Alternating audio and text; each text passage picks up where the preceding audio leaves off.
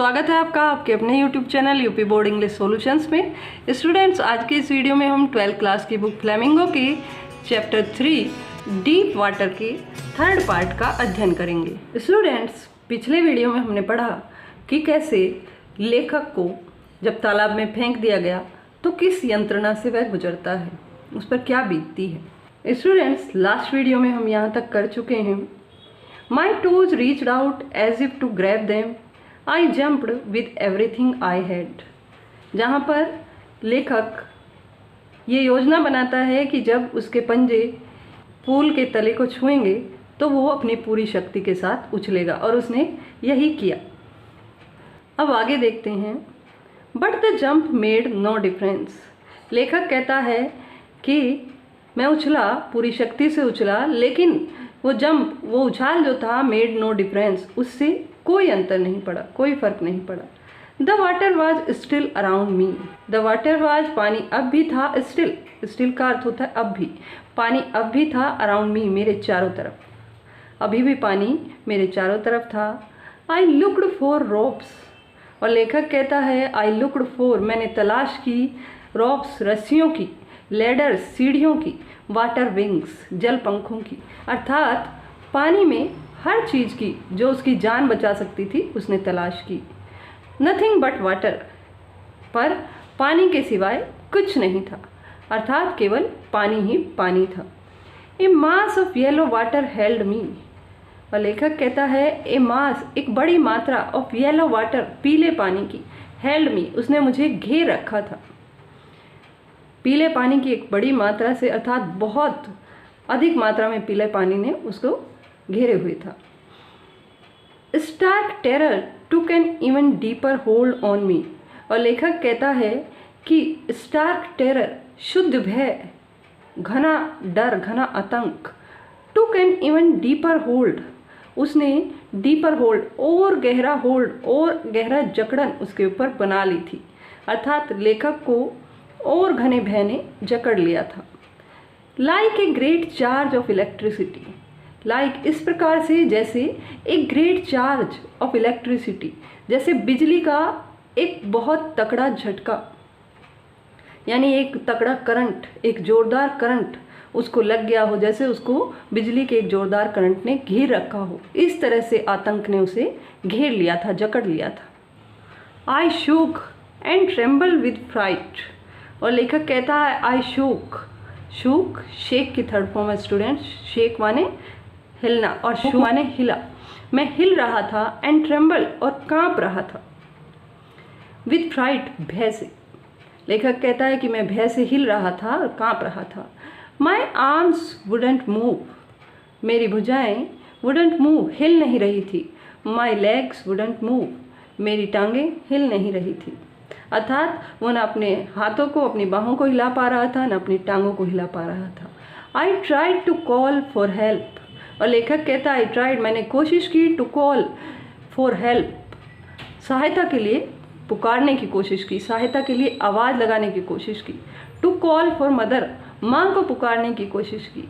Nothing happened, कुछ नहीं हुआ, अर्थात उसकी आवाज़ नहीं निकली, वो किसी को सहायता के लिए पुकार तक नहीं सका।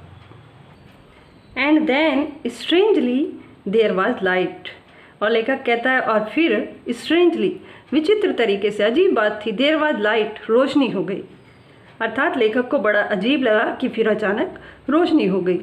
I was coming out of the awful yellow water, और लेखक कहता है कि मैं I was coming out of, बाहर आ रहा था, द ऑफुल येलो वाटर, उस भयानक पीले पानी से, उसे फिर रोशनी दिखाई दी क्योंकि वो उस भयानक पीले पानी से बाहर निकल रहा था। एट लीस्ट माई आईज वर, और वो कहता है कि कम से कम मेरी आँखें तो बाहर आ रही थी। My nose was almost out too, मेरी नाक भी लगभग बाहर निकल गई थी। Then I started down a third time, और फिर आगे लेखक बताता है कि फिर से, देन, तब, आई started down a third time, फिर मैं तीसरी बार नीचे जाने लगा, यानी फिर से नीचे जाने की यात्रा शुरू हो गई। आई सक्ड फॉर एयर, मैंने हवा खींचनी चाहिए। एंड बोट वाटर, और पानी मेरे अंदर गया। देखिए किस तरह से लेखक सांस लेने के लिए भी तरस रहा था, किस तरह से वो उस व्यस्क से दिखने वाले लड़के के जुल्म का शिकार हो रहा था। The yellowish light was going out. लेखक कहता है कि पीली सी जो रोशनी दिखाई दी थी वो बुझने लगी थी, अर्थात तीसरी बार फिर से लेखक को पानी के अंदर खींचा गया था। Then all effort ceased. फिर सारे प्रयास थम गए। I relaxed. मैंने राहत महसूस की। Even my legs felt limp. इवन यहाँ तक कि माई लेग्स, मेरी टांगें, फेल्ट लिम्प, मेरी टांगें भी शक्तिहीन हो गई थी। And A blackness swept over my brain. And A blackness, और एक कालापन, एक अंधकार, स्वेप्ट ओवर माई ब्रेन, मेरे दिमाग पर छा गया, मेरे मस्तिष्क पर एक काला अंधियारा सा छा गया। It wiped out fear. इसने डर को समाप्त कर दिया। It wiped out terror. इसने आतंक को ख़त्म कर दिया। There was no more panic. अब और भय बाकी नहीं रहा। It was quite and peaceful. ये एकदम निस्तब्ध और शांतिपूर्ण था, अर्थात अब बड़ी नीरवता और शांति छा गई थी। Nothing to be afraid of. डरने की कोई बात नहीं थी। This is nice. ये अच्छा था। टू बी ड्रॉजी, निंद्रालु हो जाना, अर्थात नींद में खो जाना, निद्रामग्न हो जाना। ड्रॉजी जब व्यक्ति को थोड़ी थोड़ी नींद आने लगे, तो ये निंद्रालु हो जाना, निद्रामग्न हो जाना अच्छा था। टू गो टू स्लीप, सोने चला जाना, अर्थात नींद में गहरा चला जाना। नो नीड टू जंप, कूदने की ज़रूरत ही नहीं। टू टायर्ड टू जंप, और इतनी थकान कि कूदना असंभव हो, कूदा भी ना जा सके। It is nice to be carried gently, और आराम से उठाकर ले जाया जाना, अर्थात लेखक को अर्ध बेहोशी में, अर्ध निद्रा में ये सब कुछ महसूस हो रहा था, जैसे कोई उसे बड़े आराम से उठाकर ले जा रहा था। To float along in space, अर्थात मुक्त आकाश में बह जाना। यहाँ पर स्टूडेंट्स, लेखक को मृत्यु के लगभग अनुभव हो रहा है। ऐसा लगता है जैसे वो मौत के बिल्कुल करीब है, जैसे वो आकाश में बहते हुए चला जा रहा है। टेंडर आर्म्स अराउंड मी, और लेखक और क्या महसूस कर रहा है? टेंडर आर्म्स, कोमल भुजाएं, नाजुक हाथ, अराउंड मी, मेरे चारों तरफ। टेंडर आर्म्स लाइक मदर्स, माँ के हाथों जैसे नाजुक हाथ। Now I must go to sleep, अब मुझे सोना ही होगा, अर्थात लेखक एक गहरी बेहोशी में डूबता चला जा रहा था, जिसको वो गहरी निद्रा कह रहा है।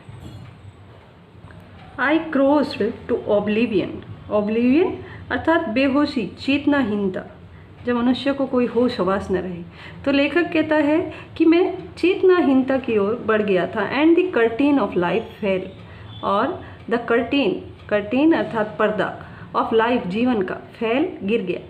मैं चेतनाहीन हो गया, संज्ञाहीन हो गया, और जीवन का पर्दा गिर गया। The next I remember I was lying on my stomach. लेखक कहता है कि आगे जो मुझे याद है, I was lying on my stomach, मैं अपने पेट के बल लेटा हुआ था। बिसाइड द पूल, तालाब के किनारे, वॉमिटिंग, उल्टियाँ करते हुए। अर्थात आगे जब लेखक याद करता है तो उसे याद आता है कि जब वो होश में आया तो वो उल्टियाँ करते हुए तालाब के किनारे पेट के बल लेटा हुआ था। The chap that through me in was saying, और वो जो लड़का जिसने उसे पानी में फेंका था, वाज सेइंग, वो कह रहा था, but I was only fooling, लेकिन मैं तो केवल मजाक कर रहा था। यानी वो जो पुरुष सा दिखने वाला लड़का उसको मिला था और जिसने उसके साथ ये सब खुराफात की थी, वो कह रहा था कि मैं तो केवल मजाक कर रहा था। समवन सेड, कोई बोला, किसी ने कहा, द किड नियरली डेड, बच्चा लगभग मर ही गया था। बी ऑल राइट नाउ, अब शांत हो जाओ। Let us carry him to the locker room, चलो उसे लॉकर रूम ले चलें। सेवरल आवर्स लेटर, कुछ घंटों बाद, आई वॉकड होम, मैं पैदल घर गया। I was weak and trembling, मैं काफ़ी कमज़ोर महसूस कर रहा था और काँप रहा था। आई शोक एंड क्राइड व्हेन आई ले ऑन माई बेड, आई शोक, मैं हिल रहा था, एंड क्राइड, और रो रहा था, व्हेन आई ले ऑन माई बेड, जब मैं अपने बिस्तर पर लेटा। I couldn't eat that night, उस रात मैं कुछ भी खा नहीं सका। For days a haunting fear was in my heart, for days, कितने ही दिनों तक, ए हाउंटिंग फियर, एक भयानक आतंक, एक भयानक डर, वाज इन माई हार्ट, मेरे दिल में रहा। The slightest exertion upset me, the slightest अर्थात हल्का सा, एक्सर्शन दबाव या थकान, हल्का सा दबाव या थकान भी अपसेट मी, मुझे परेशान कर देता। Making me wobbly in the knees, और मेरे घुटने अस्थिर हो जाते अर्थात हिलने लगते। And sick to my stomach, और मेरे पेट में दिक्कत होने लगती, मेरे पेट में दर्द होने लगता। I never went back to the pool, मैं फिर तालाब पर कभी वापस नहीं गया। आई फियर वाटर, मैं पानी से डरने लगा। आई अवॉइडेड इट, अवॉइडेड अर्थात बचता, आई अवॉइडेड इट, मैं इससे बचता। वेन एवर आई कुड, जब भी संभव होता, अर्थात जहाँ तक संभव होता मैं पानी से बचने का प्रयत्न करता। अ फ्यू ईयर्स लेटर, कुछ वर्षों बाद, when I came to know, जब मुझे मालूम चला, the waters of the cascades, cascades अर्थात झरने, जब मुझे झरने के पानी के विषय में पता चला, अर्थात कुछ वर्षों बाद जब मैंने झरनों के बारे में जाना, I wanted to get into them, I wanted, मैं चाहता था, to get into them, उनमें जाना, अर्थात झरनों ने लेखक को आकर्षित किया और उसका मन झरनों में जाने को हुआ। And whenever I did, और जब कभी मैंने ऐसा किया, whether I was wading the Tieton और बम्पिंग रिवर, चाहे वो टीटन या बम्पिंग नदी में चहलकदमी करना हो, चलकर जाना हो, और बाथिंग या नहाना हो in warm lake of the goat rocks, या फिर गोट रॉक्स की गर्म झील में नहाना हो। The terror that has seized me in the pool, the terror, वो डर, दैट हैज़ सीज्ड मी, जिसने मेरे ऊपर अधिकार कर लिया था, इन द पूल, तालाब में, वही डर जिसने मुझे तालाब में जकड़ रखा था, वुड कम बैक, वही डर वापस आ जाता। अर्थात लेखक कह रहा है कि जब मैं टीटन या बम्पिंग नदी में चलकर जा रहा होता था या फिर गोट रॉक्स की गर्म झील में नहा रहा होता था, उस समय वही डर जो मुझे उस स्विमिंग पूल में जकड़ लेता था, वही डर वापस आ जाता। It would take possession of me completely, और ये मेरे ऊपर कम्प्लीटली, पूरी तरह से, पोजेशन अधिकार कर लेता, अर्थात पूरी तरह से डर मुझे अपनी गिरफ्त में ले लेता, मुझे जकड़ लेता। My legs would become paralysed, my legs, मेरी टांगें, मेरे पैर, वुड बिकम पैरालाइज्ड, शक्तिहीन हो जाते। I see horror would grab my heart, और बर्फीला डर, वुड ग्रैब, जकड़ लेता, माई हार्ट, मेरे हृदय को, मेरे दिल में एक बर्फीला, एक ठंडा डर समा जाता, वो मेरे दिल को अपनी जकड़न में ले लेता। तो स्टूडेंट्स, आज के वीडियो में इतना ही। इस चैप्टर के बचे हुए भाग का अध्ययन हम नेक्स्ट वीडियो में करेंगे। स्टूडेंट्स, अगर आपको ये वीडियो पसंद आया हो तो इसे लाइक एंड शेयर करें, साथ ही चैनल को भी सब्सक्राइब करें और बेल आइकन भी प्रेस करें ताकि आपको नए वीडियो का नोटिफिकेशन मिलता रहे। Thank you.